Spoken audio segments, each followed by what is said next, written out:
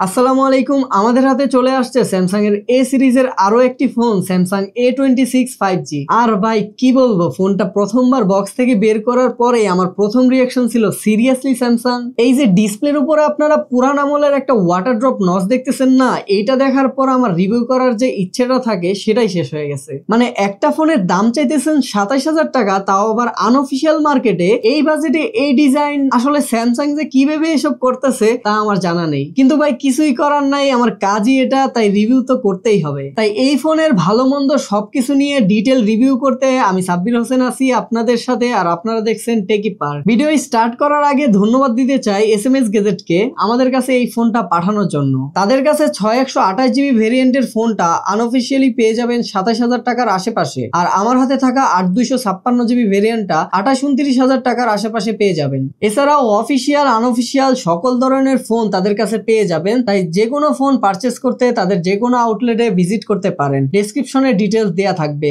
তো প্রথমেই কথা বলি এর ডিজাইন নিয়ে। স্যামসাং এর ডিজাইন নিয়ে আসলে খুব বেশি কিছু বলার থাকে না। তাদের ওই টিপিক্যাল ডিজাইন ল্যাঙ্গুয়েজ, পেছনে 3টা ক্যামেরা সুন্দর করে সাজানো, দেখতে বেশ মিনিমালিস্টিক আর ক্লিন লাগে, এই ব্যাপারে কোনো সন্দেহ নাই। তবে এইবার বিল্ড কোয়ালিটিতে কিন্তু স্যামসাং বড়সড় একটা চমক রাখছে। পিছনে থাকছে গরিলা গ্লাস ভিক্টাস প্লাস এর প্রোটেকশন সহ একটা গ্লাস ব্যাগ, যেটা হাতে নিলে একটা সলিড আর প্রিমিয়াম ফিল দেয়। যদিও ফ্রেমটা প্লাস্টিকেরই রাখা হয়েছে, তবে সমস্যা হচ্ছে গ্লাস বিল্ড হওয়ায় প্রচুর ফিঙ্গারপ্রিন্ট আর ময়লা আটকায়, যা দেখতে খুব একটা ভালো লাগে না। তাই ব্যাক কভার ইউজ করা ম্যান্ডেটরি। ফোনটিতে IP67 ডাস্ট আর ওয়াটার রেজিস্ট্যান্সও পেয়ে যাবেন, তাই হালকা পানি বা ডাস্টে ফোনের কিছুই হবে না। আর ফোনটা মাত্র 7.7 মিলিমিটার থিক, সো হাতে ধরতেও বেশ স্লিম আর কমফোর্টেবল। তবে গ্লাস ব্যাগ থাকার কারণে ওজনটা কিন্তু কিছুটা বেশি, প্রায় 200 গ্রামের মতো, তাই হাতে ধরলে কিছুটা ভারী ফিল হতে পারে। ফোনের ডান দিকে আছে পাওয়ার বাটন আর ভলিউম রকার, নিচে type C port, speaker grille আর মাইক্রোফোন, উপরে আরেকটা নয়েজ ক্যান্সেলিং মাইক্রোফোন আছে, তবে আয়ার ব্লাস্টারটা পাবেন না। তাছাড়া এই ফোনে হাইব্রিড সিম কার্ড স্লট থাকায় এক্সটার্নাল মেমোরি কার্ড ইউজ করতে পারবেন। সিকিউরিটির জন্য থাকছে সাইড মাউন্টেড ফিঙ্গারপ্রিন্ট সেন্সর। এখানে অবশ্যই ইন ডিসপ্লে ফিঙ্গারপ্রিন্ট সেন্সর দেওয়া উচিত ছিল, এমনিতে এটা যথেষ্ট ফাস্ট ও অ্যাকুরেট। ওভারঅল ডিজাইন ও বিল্ড কোয়ালিটির দিক থেকে এটা বেশ প্রিমিয়াম, তাই ডিজাইন নিয়ে বড়সড় কোনো অভিযোগ করার সুযোগ নাই। ডিজাইন ও বিল্ড কোয়ালিটি নিয়ে তো অনেক কথাই হলো, এবার আসা যাক এর পারফরমেন্সের দিকে। আমি প্রথমেই ডিরেক্ট পারফরমেন্সেই চলে যাচ্ছি, কারণ এই ফোনটাতে দেওয়া হয়েছে Exynos 1380। আর Exynos নামটা শুনলেই আমাদের মাথায় দুইটা জিনিস ঘুরে, একটা হলো হিটিং আর একটা হলো নেটওয়ার্ক ইস্যু। আর মজার ব্যাপার হলো এই সেম প্রসেসরটা কিন্তু স্যামসাং গত বছরের A35 ফোনেও দিয়েছিল, মানে নতুন ফোনে পুরাতন চিপসেট। তাই শুরুতেই আমরা এর হিটিং ইস্যুটা একটু টেস্ট করে দেখি। হিটিং চেক করার জন্য প্রথমেই CPU থ্রটলিং টেস্ট চালিয়েছিলাম। 8 থেকে 10 মিনিট চলার পরে এই ফোনটা হাতে ধরে বেশ ভালোই গরম লাগছিল। আমাদের টেম্পারেচার মিটারে আমরা 42 থেকে 43 ডিগ্রি সেলসিয়াস পর্যন্ত রেকর্ড করেছি, এবং গ্রাফেও পারফরমেন্স ভালোই থ্রটল ডাউন করতে দেখেছিলাম। তবে অবাক করা বিষয় হলো, যখন আমরা 3D Mark Wild Life Extreme stress test চালাই, তখন কিন্তু এটা বেশ ভালোই পারফর্ম করেছে। এখানে স্টেবিলিটি ছিল 99% এর মতো, আর ফোনটাও তুলনামূলকভাবে কম গরম হয়েছিল।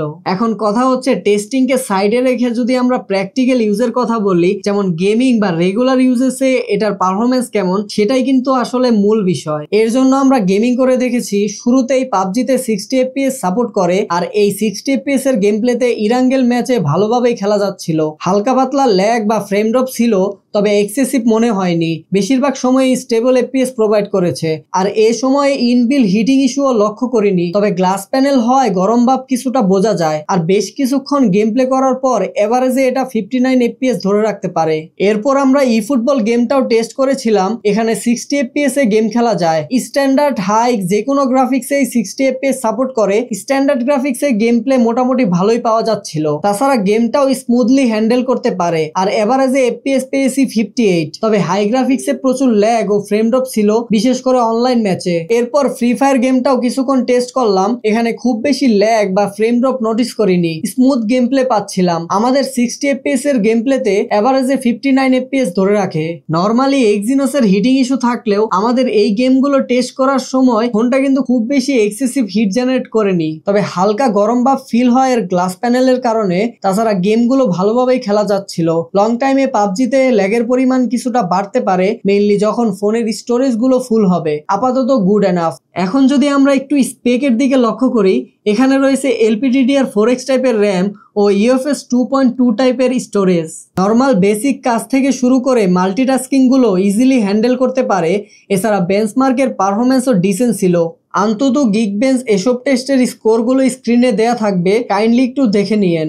এখন আসি অ্যান্ড্রয়েড মার্কেটের সবচেয়ে রিলায়েবল ওএস One UI এর কথায়। এখানে আছে অ্যান্ড্রয়েড 15 এর সাথে One UI 7। আর এই UI কাস্টমাইজেশন, অ্যাপ আইকন এগুলো নিয়ে আর নতুন করে কিছু বলার নেই। তবে স্যামসাং এর লো বাজেট বা মিড বাজেটের সাথে হাই বাজেট ফোনের UI এর অপটিমাইজেশনে কিছুটা পার্থক্য কিন্তু রয়েছে। এখানে অ্যাপ ওপেনিংটা আরেকটু স্মুথ হলে ভালো হতো, মাঝে মাঝে হালকা ভারী মনে হয়েছিল।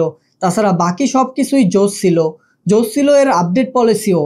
এখানে 6 বছরের অ্যান্ড্রয়েড ও সিকিউরিটি আপডেট পাবেন, সো আপডেট নিয়ে নিশ্চিন্ত থাকতে পারেন। পারফরমেন্স শেষে এখন আসি এই ফোনের ডিসপ্লেতে।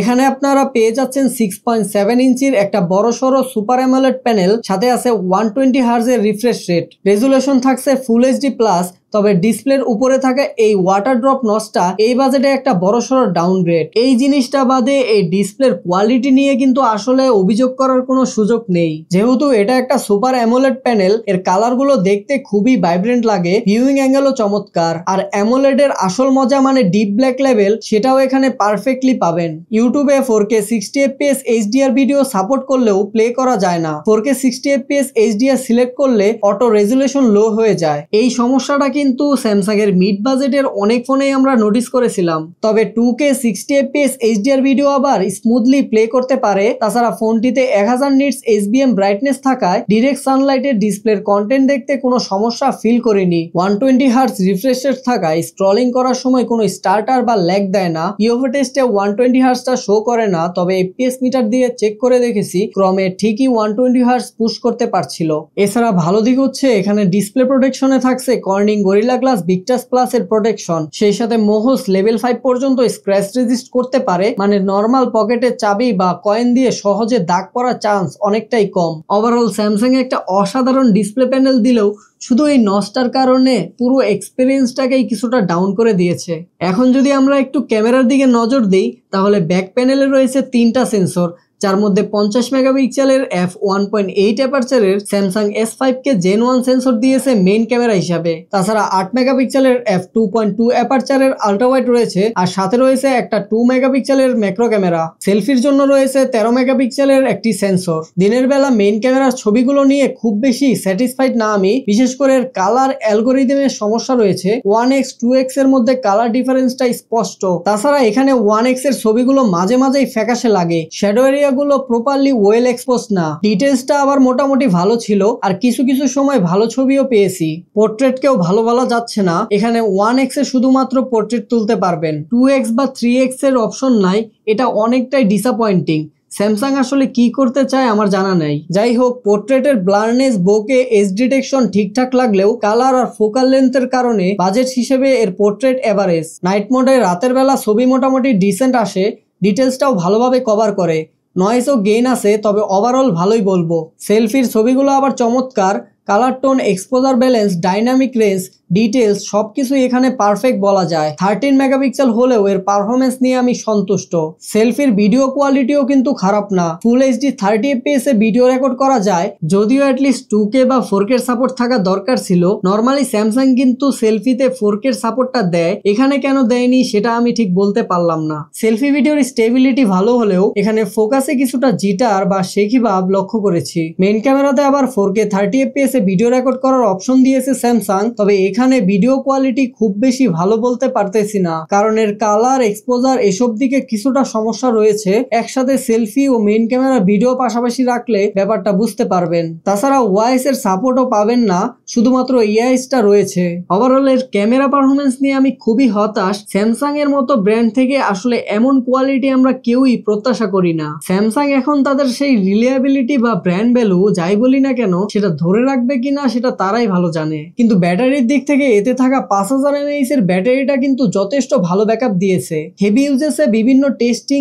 গেমিং ও ফেসবুক চালিয়ে এসওটি পেয়েছি 6 ঘন্টা 38 মিনিটের মতো। নর্মাল ইউজেসে 62% চার্জে এসওটি পেয়েছি 4 ঘন্টা 13 মিনিট, যার মানে ইজিলি 9 ঘন্টার মতো এসওটি পেয়ে যাবে নর্মাল ইউজেসে। চার্জিং স্পিডটাও আমরা টেস্ট করেছি, ফোনটা কিন্তু 25 ওয়াট পর্যন্ত চার্জিং সাপোর্ট করে, তাই আমরা 25 ওয়াটের চার্জার দিয়ে চার্জ করেছিলাম। এই সময় 94% চার্জ হতে সময় লাগছে 1 ঘন্টা 35 মিনিটের মতো। চার্জিং স্পিডটা ডিসেন্ট বলা যায়। এখন আসি ফোনের একদম বেসিক কিন্তু জরুরি একটা পার্ট, নেটওয়ার্কে। আর এক্সিনোস প্রসেসর থাকার কারণে এই পার্টটা নিয়ে কিন্তু সবার মনে একটা ভয় কাজ করে। নেটওয়ার্ক স্পিড টেস্টে স্পিড কিছুটা কম পেয়েছি, বিশেষ করে মোবাইল ডাটাতে। তবে ওয়াইফাই 5 GHz এবং 2.4 GHz দুই জায়গাতে স্পিড মোটামুটি ভালোই ছিল। তাছাড়া সিম দিয়ে কল দিয়েও চেক করেছি, কল ড্রপের মতো সমস্যা আপাতত পাইনি। তবুও যেহেতু এক্সিনোসের চিপসেট, তাই লং রানে এরকম সমস্যা হতেই পারে, নট শিওর। তাছাড়া ফোনে বিল্ট ইন কল রেকর্ডিং এর সুবিধা আছে, কিন্তু রিমাইন্ডার দিয়ে দেয়। কানেক্টিভিটির দিকে যদি তাকাই, ফোনটাতে 16টার মতো 5G ব্যান্ডের সাপোর্ট রয়েছে, তাছাড়া রয়েছে ওয়াইফাই 5 ও NFC। কিন্তু এখানে ওয়াইফাই 6 এর সাপোর্টটা কিন্তু দেওয়া উচিত ছিল। ওভারঅল স্যামসাং A26 5G ফোনটা আসলে এই বাজেটে বিল্ড কোয়ালিটির দিকে প্রিমিয়াম ফিল দিলেও অনেক জায়গাতেই কিন্তু ল্যাকিংস রয়েছে। বিশেষ করে এর ক্যামেরা, ওয়াটার ড্রপ নচ, ইউটিউবে 4K HDR video playback issue, তাছাড়া এক্সিনোসের চিপসেট তো রয়েছেই। তাই আমার মতে এই ফোনটা যদি আপনি কিনতে চান, তাহলে ভেবেচিন্তে ডিসিশন নেওয়াটাই আপনার জন্য বেনিফিশিয়াল হবে। তো এই ছিল আজকের ভিডিও, দেখা হবে পরবর্তী কোনো ভিডিওতে। সেই পর্যন্ত ভালো থাকবেন, আল্লাহ হাফেজ।